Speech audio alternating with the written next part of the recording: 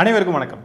இன்னைக்கு பார்த்தீங்கன்னா தாவேகா தலைவர் விஜய் அவர்கள் டெல்லிக்கு போயிருக்காரு. சிபிஐ என்கொயரி இருக்கும் காரணமாக விசாரணை பார்த்தீங்கன்னா முடிஞ்சிருச்சுங்க.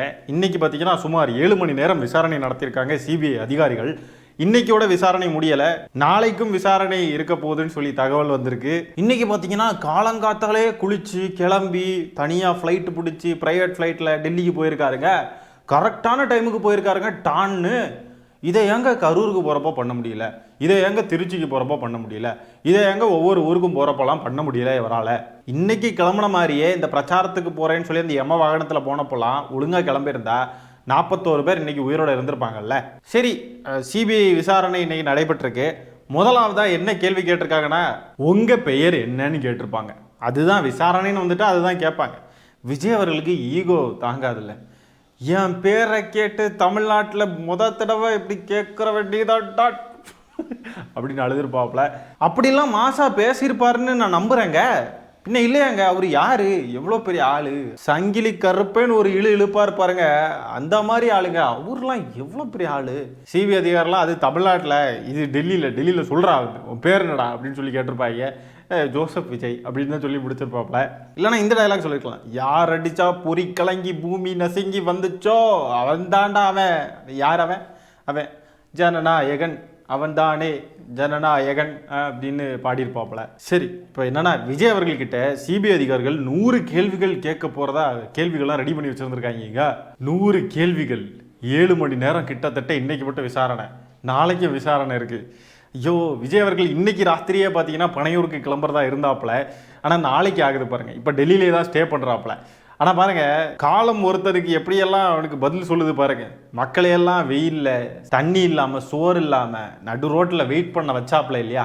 இப்போ ஜனநாயகன் படத்துக்கு வெயிட் பண்ண வேண்டிய நிலைமை. சிபிஐ விசாரணைக்கு போன இடத்துல இன்னைக்கே திரும்பி கிளம்பிடும்னு நினச்சிக்கிட்டு போனவர் நாளைக்கு மீண்டும் விசாரணை உள்ளதாக தகவல் வந்திருக்கு. அங்கேயே கடந்து வெயிட் பண்ண வேண்டிய நிலைமை. நாளைக்கும் முடியுமான்னு தெரில, நாளை கழிச்சோ இழுத்தாங்கட சூப்பராக இருக்கும். தமிழ்நாட்டில் ஒரு பவன் கல்யாண் உருவாகிட்டு இருக்காருங்க. ஏற்கனவே சொன்னதுதான், தெரிஞ்சது தான். பவன் கல்யாணுடைய இன்னொரு வெர்ஷன் தமிழ்நாட்டில் உருவாகிட்டு இருக்கு. இங்கே சிபிஐ விசாரணைக்கு விஜய் அவர்கள் போகிற நேரத்தில் பார்த்தீங்கன்னா அதிமுகவுடைய பொதுச் செயலாளர் திரு எடப்பாடி பழனிசாமி அவர்கள் வந்துட்டு சொல்கிறாப்லாங்க. என்ன திரும்ப சொல்கிறாரு, இன்னும் கொஞ்ச நாட்களில் ஒரு புது கட்சி ஒன்று வரதுக்கு இருக்கு நம்ம கூட்டணியில் அப்படின்னு சொல்கிறாப்ல. அப்போ இதுக்கு என்ன அர்த்தம்? சிபிஐ விசாரணைன்றதே இதுக்கு தான் அப்படின்றத அவர் இன்டைரக்டாக சொல்கிறாப்புல. சிபிஐ அதிகாரிகள் நிறைய கேள்வி கேட்டிருக்காங்க. அதில் சில முக்கியமான கேள்விகளை நம்ம இப்போ பார்ப்போம். நீங்கள் ஏன் மக்கள்லாம் மயக்கமடைச்சு விழுறப்போவும் பேச்சை நிறுத்தாமல் பேசிக்கிட்டே இருந்திருக்கீங்கன்னு கேட்டிருக்காங்க. இதுக்கு இவர் என்ன பதில் சொல்லியிருப்பாருன்னு நினைக்கிறீங்க? கமெண்ட்ல பதிவு பண்ணுங்க. அடுத்த கேள்வி என்னன்னு பார்த்தீங்கன்னா, கூட்டத்துக்கு எதுக்கு தாமதமாக வந்தீங்க அப்படின்ற கேள்வி. இதுக்கும் என்ன பதில் சொல்லியிருப்பாப்லன்றது தெரியல. ஏன்னா இன்னைக்கு வரைக்கும் இது ஒரு புரியாத மர்மமாக இருக்குங்க. நம்மெல்லாம் கேட்டுக்கிட்டே இருக்கோம், அவங்க சைட்ல இருந்து பதில் சொல்ல மாட்டேங்கிறாங்க. வாயை மூடிட்டு ஓடிடுறானுங்க. ஏன் எங்க விருப்பம், நாங்கள் எப்போ வேணா வருவோம் அப்படி இப்படின்னு சொல்லிட்டு ரொம்ப அசால்ட்டாக பதில் சொல்கிறாங்க. சிபிஐ அதிகாரிகள் கிட்ட என்ன பதில் சொல்லியிருப்பாங்கன்றது தெரியல. இந்த மாதிரி முக்கியமான கேள்விகளுக்கெல்லாம் விஜய் அவர்கள் முக்கிய பதில் சொல்லியிருப்பாப்ல. அவருக்கு ஏற்கனவே A4 சீட்லாம் எதுவும் கொடுக்காததால என்ன பதில் சொல்லியிருப்பார் அப்படின்றது தெரியல. அணில்கள்லாம் கடந்து கதறானுங்க, நமக்கு எதுக்கு இதெல்லாம்னு. வீட்டுக்குள்ளேயே அவர் இருந்திருக்கலாம், அவர் எவ்வளோ ஜாலியாக இருந்திருப்பார், அவர் வாழ்க்கை எவ்வளோ நல்லா இருந்திருக்கும் தெரியுமா. அதெல்லாம் விட்டுட்டு அவர் இப்படி இந்த மக்களுக்காக போராட இவ்வளோ கஷ்டப்பட்டு இப்படிலாம் கிடந்து அலையிறதெல்லாம் பார்க்குறப்போ மனசுக்கு ரொம்ப வேதனையாக இருக்குது. நம்மளாம் சும்மா இருக்கக்கூடாது. அணில் குஞ்சுகளே கேட்டுக்கோ, நம்ம விஜயனருக்கு ஆதரவாக ட்விட்டரில் டைப் பண்ணணும், ஃபேஸ்புக்கில் கமெண்ட்ஸ் போடணும். ட்விட்டரு, ஃபேஸ்புக்கு, இன்ஸ்டாகிராம்னே கட்சியை பிடிச்சிருவானுங்க போல இருக்கு. அப்படியே நாம் தமிழர் கட்சியோட இன்னொரு வருஷம் தான். அவனுங்களுக்கும் கட்சி யூடியூப்ல சோசியல் மீடியாஸில் தான் இயங்கும். அதே மாதிரி தான் இவனுங்க கட்சியும் இயங்கிக்கிட்டு இருக்கு இப்போ. அதில் வேற விஜய் அவர்கள் இன்னைக்கு காலையில் போகிறப்ப பார்த்தீங்கன்னா ஹாய் சொல்லிட்டு போகிறாப்புல ஜாலியாக. அதை வேற இந்த அணில்கள்லாம் எடுத்து போட்டு கருப்பு சட்டை போட்டுட்டு போறாரு. இதுக்கு ஒரு தனி தைரியம் வேணும், இதுக்கு ஒரு தனி தில்லு வேணும்லாம் போடுறாங்க. என்னடா தில்லு, கருப்பு சட்டை அவ்வளோதானே, இதில் என்ன இருக்கு இப்போ, கருப்பு கலர்ல சட்டை போட்டுட்டு போறாப்ல. சரி, கருப்பு சட்டை போடுற அளவுக்கு ஒரு பெரிய தைரியமானவர். அப்படியே பாருங்க எப்படி வந்துட்டார் பாருங்க, ஒரு அலற விட்டுட்டார் பாருங்கன்றாங்க ஒரு சட்டை போட்டதுக்கு. ஆனா பேசுறதுக்கு வக்கு இருக்கா? பேசுறதுக்கு வக்கு கிடையாது. ஒன்றிய அரசு படத்தை நிறுத்தி வச்சிருக்கு, படம் வெளியே வராம கிடக்குது. அதை பத்தி இன்னும் வரைக்கும் வாயை திறக்கல. வக்கு இருக்கா? வக்கு இல்லைல்ல. அப்ப இதெல்லாம் பேசக்கூடாது. முதல்ல சிபிஐ விசாரணைக்கு போகிறதுக்கு இந்த ட்ரெஸ் கோடில் தான் வரணும்னு ட்ரெஸ் கோட்லாம் எதுவும் கிடையாது. அது அவங்களுடைய தனிப்பட்ட விருப்பம், என்ன ட்ரெஸ்னாலும் போடலாம். கரூரில் அத்தனை மக்கள் இறந்தது சம்பந்தமான ஒரு கேஸ். அந்த கேஸோடைய விசாரணைக்கு போகிறப்போ கையை கட்டிக்கிட்டு ஹாய் சொல்லி சிரிச்சுக்கிட்டு போகிறாப்புல. இதை பற்றி கேவலப்படணும். இது பெருமையாக பாருங்கள், மாஸ் வேற லெவல் அப்படின்றானுங்க. இன்னொரு பக்கம் பார்த்தா நம்ம அண்ணனுக்கு இது தேவையா? எதுக்கு இப்படிலாம் கிடந்து கஷ்டப்படுறாரு, மக்களுக்காக வந்து கிடந்து இப்படிலாம் கஷ்டப்படணுமானே அப்படின்லாம் கேட்குறானுங்க. பின்ன 41 பேர் இறந்துருக்காங்க. அந்த கேஸில் சம்மந்தப்பட்டவரை வந்துட்டு விசாரிக்காமல் அப்படியே வச்சு கொஞ்சிக்கிட்டு இருப்பாங்களா? இவர் இப்போ சிபிஐ விசாரணைன்னு வந்த உடனே கெத்தா போறாராம். கெத்தா கருப்பு சட்டை போட்டுக்கிட்டு. இந்த கெத்தா தில்லா ஏன் கரூருக்கு போகல? அப்படியே தில் இருக்கிறவர், கெத்தா இருக்கிறவர் டெல்லி போலீஸ் கிட்ட கிடந்து கெஞ்சிருக்காப்ல, எனக்கு தயவு செஞ்சு பாதுகாப்பு கொடுக்க, நான் டெல்லிக்கு வரேன் அப்படின்னு சொல்லிட்டு கிடந்து கெஞ்சிருக்காங்க. எதுக்கு கெஞ்சணும், ஏன் கெஞ்ச வேண்டும்? சிபிஐ என்கொயரி நடந்த இடத்துல விஜய் அவர்களுக்கு பதில் சொல்ல வக்கு இல்லாததுனால, வழி இல்லாததுனால இதுதான் நடந்திருக்கும். அந்த காணொலியை நான் போடுறேன் பாருங்க.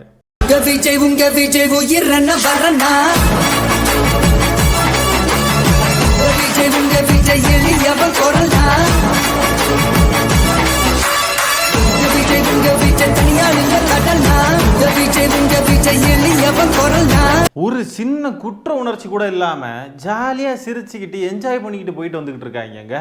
இந்த மீடியாக்கள் இருக்கு பாருங்க, இவங்க தாங்க பிரச்சனையே. விஜய் கரூருக்கு போறப்போ கிளம்பி விட்டார், வீட்டில் கேட்டு திறந்து விட்டது, வீட்டில இருந்து வெளியே வந்துட்டார், டயர் உருளுது, அவருடைய கார் டயர் சுத்துது, கருப்பு கலர் காரில் வராரு, வெள்ளை கலர் காரில் வராரு, அது இதுன்னு சொல்லி ஆரம்பிச்சாங்க. அதுக்கு பிறகு மக்கள்லாம் இறந்தாங்க. இறந்ததுக்கு பிறகும் அதே வேலையை ஆரம்பிச்சாங்க. இப்போ பாருங்க, சிபிஐ விசாரணைக்கு போறாப்புல அங்கேயும் கருப்பு உடையில் வந்த விஜய், அவர் வரக்கூடிய இந்த காரோடைய அம்சங்கள் இப்படி, அவர் இந்த ஃப்ளைட்டில் போறாரு, அவர் அப்படி ஏறிட்டார் இப்படி ஏறிட்டாருன்னு அப்படியே கிடந்து ஹைப்பேத்தி தான் அத்தனை பேரை கொண்டானுங்க. இதில் மீடியாவுடைய பங்கும் இருக்குது இல்லையா? மீடியா சேனல்ஸோடைய பங்கும் இருக்குது. சில மீடியாக்கள் இதுதான் ஜேர்னலிசமா, விஜய்க்கு ஹைப்பேத்திக்கிட்டே இருக்கிறது.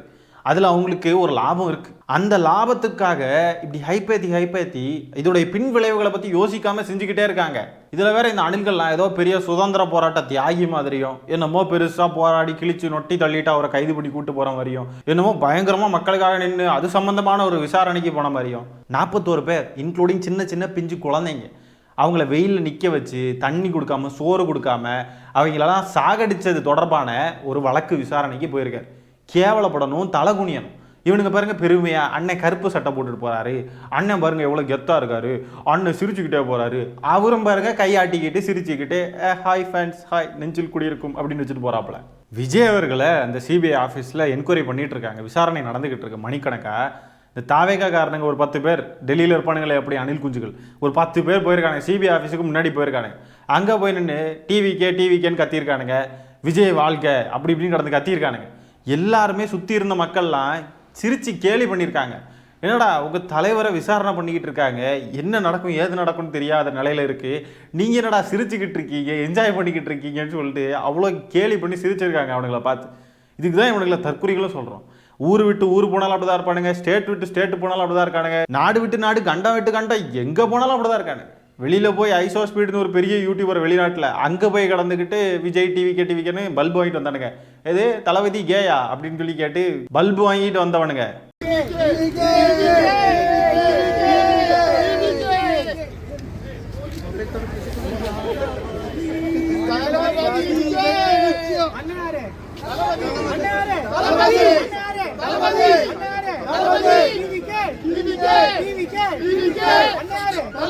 விஜய் டெல்லிக்கு போய் இறங்கின உடனே அங்கே லட்சக்கணக்கில் வருவாங்க தொண்டர்கள் அப்படி இப்படின்னு சொல்லிட்டு அங்கே 10 பேர் தான் போயிருக்காங்க. அங்கே லட்சக்கணக்கில் கூடியிருந்தா அங்கே உள்ள போலீஸ் அப்புறம் விரட்டி அடிச்சிருக்கோம். அதுக்கும் காரணம் திமுக தான் சொல்லுவானுங்க. இங்கே இவனுங்களை எதுவும் பண்ணாமல் விட்டு இவனுக்கு இத்தனை கூட்டத்தை கூட்டி நசுக்கி அத்தனை பேரையும் கொண்டு அதுக்கும் திமுக தான் காரணம் நானுங்க. பாண்டிச்சேரிக்கு போய் திமுக தான் காரணம் நானுங்க. இப்போ ஒன்றிய அரசு இவருடைய படத்தை வரவிடாமல் வச்சிருக்கு, அதுக்கும் திமுக தான் காரணம்ன்றானுங்க. டெல்லிக்கு இவனுங்க கூட்டத்தை கூட்டிட்டு போயிருந்தானுங்க, ஏதாவது கூட்டம் கூட்டியிருந்தானுங்கன்னு சொன்னாக்க அங்கே ஏதாவது ஆச்சுன்னா அதுக்கும் திமுக தான் காரணம்னு பாருங்க. இந்த தற்குறி தாவேகன்ஸ்லாம் இந்த வீடியோஸ்லாம் எடிட் பண்ணி போடுறானுங்க. விஜயோடைய படத்தில் உள்ள வீடியோலாம் எடிட் பண்ணுறானுங்க, இந்த பிகில் படத்தில் வரக்கூடிய சீன்ஸ்லாம் எடிட் பண்ணுறானுங்க. இங்கே பாருங்களேன், சில சீன்ஸ்லாம் நான் போடுறேன்.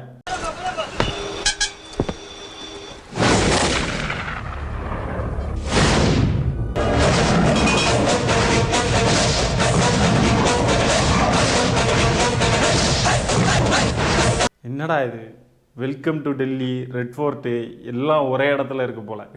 என்னங்கடா இது டேய்.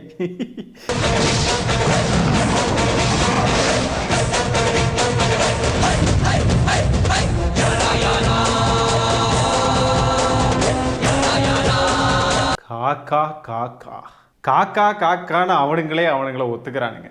காக்கா காக்கா பாய்ஸ். ये कर दो। रास्ते में रुकावट हो गई है, सिक्योरिटी को अलर्ट सिग्नल दीजिए, मीडिया भी कवर करते हैं। क्या चल रहा है இன்று காலை 10 மணி அளவில் டெல்லி சட்டமன்ற தொகுதியில் நடைபெற்ற டெல்லி முதல்வரின் பாதுகாப்பு வாகனங்களுக்கு இடையே அடையாளம் தெரியாத கார் ஒன்று புகுந்து அனைவரையும் அதிர்ச்சிக்குள்ளாக்கியது. टाइम என்னாச்சு? ஓ 15 மினிட்ஸ் ஆச்சு. சாரி, நான் டைம் வர கவனிக்கல. ஜெய் 1 2 3 4 5 6 7 8 9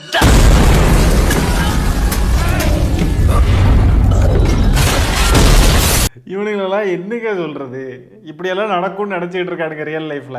அதை எடிட் பண்ணி வேற போடுறாங்க. விஜய் அண்ணா இப்போ இதுதான் நடந்துட்டு இருக்கும். இவனுங்களே போதும் விஜய் அவர்களுடைய அரசியல் வாழ்க்கையை காலி பண்றதுக்கு. எவனுக்காவது குற்ற உணர்ச்சின்றது இருக்கா?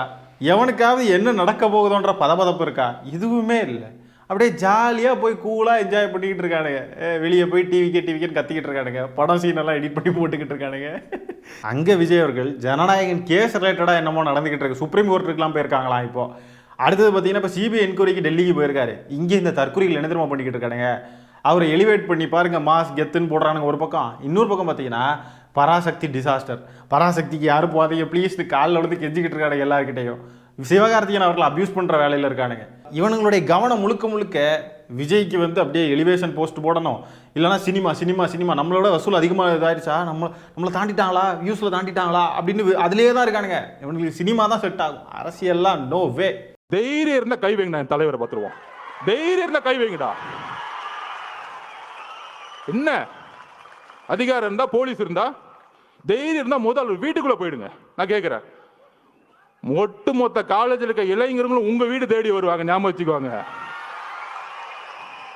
ஆயுத எழுத்து படம் பார்த்திருக்கீங்களா? பெரிய ரவுடி எழுத்து நிப்பாங்க. அந்த படத்துல மணிரத்னம் சார் எழுதியிருப்பாரு, இளைஞர் புரட்சி. அந்த புரட்சி தான் 26ல உருவாகிட்டு இருக்கு. நீ காசை கொடுத்து கூட்டிட்டு வருவ. அதுக்கு நான் உதாரணம் சொல்லிடுறேன். நாமக்கல்ல இருந்து கரூர் வந்துட்டு இருக்காரு அண்ணன், நான் உள்ள இருக்கிறேன். அதுக்கு முன்னாடி ஒரு பெரிய காலேஜ் இருக்கு மேடம், மதியானம் என்ன நடந்தது, குமாரசாமி காலேஜ்ல இருந்து 5000 ஸ்டூடெண்ட்ஸ் ஓடி வருவாங்க. இந்த காணொலியை சிபிஐ அதிகாரிகள் பார்த்தா நல்லா இருக்கும். ஆதவர்ஜுனா பேசியிருக்கிறதெல்லாம் பார்த்தாங்கடா இன்னும் நிறைய விஷயங்கள் அவங்க விசாரணைக்கு உதவும்னு நான் நினைக்கிறேன். 5000 பேர் ஓடி வந்தாங்களாம். தைரியம் இருந்தா கை வைக்கிறா பாப்போம், தைரியம் இருந்தா. இந்த மாதிரி பேசுனதெல்லாம் சிபிஐ அதிகாரிகளுக்கும் பாஜகவுக்கும் இப்போ வந்து இதை மாதிரி பேசுவாங்களா? பேச மாட்டாங்க. மாநில அரசுன்னு வரப்போ மட்டும் எல்லாம் பேசுவாங்க.